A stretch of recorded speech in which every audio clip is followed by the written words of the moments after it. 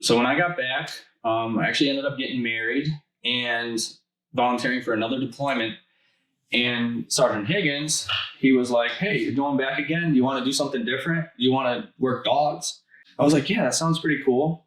I just really I had dogs growing up, but I never knew what dogs were capable of. And so I actually kind of like didn't want to do dogs. I wanted to like go on a mew or something, but he's like, nope, too late, you're going. Like, okay.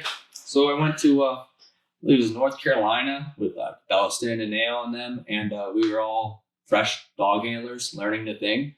And I remember the demonstration. They're just duck dogs. And they send a dog out, little whistle, turn around, look at you. And they would put their hands, like whatever angle you pick, that's the direction the dog would go. And it was incredible. I'm like, oh, you can just control dogs, like remote control, like not on a leash.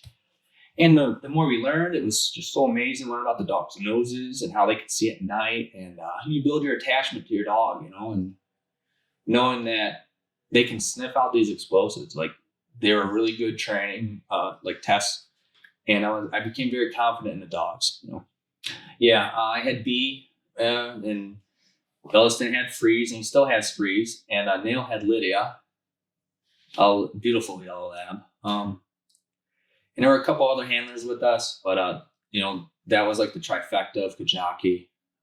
I came in later because Belliston and Nail were so busy with the patrols. And I had experience before, so I guess they picked me. Well, tell me about joining up with India Battery. Who was there when you got there? What was it like joining that unit?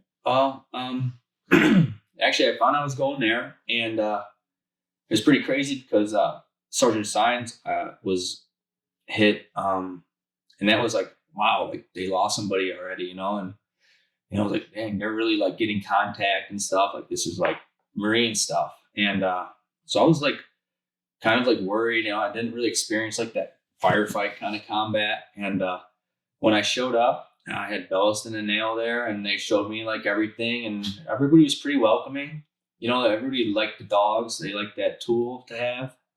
It's crazy. People got pretty jealous because towards the end of the deployment, it would get colder, and I'd put the dog in my sleeping bag and zip it all the way up. She was so warm, you know. And you said they were pretty effective at sniffing out the IEDs. So yeah, they were great. Belliston found a lot that had no metal in them at all. They were just friction detonated. They would use these wooden pressure plates with no batteries or anything. And the dogs were really the best chance at finding those. And even if your dog showed interest in something, like, because they didn't know what they were looking for. They smell explosives. They just think, oh, I'm going to get a toy. You know, they had no clue what the game is.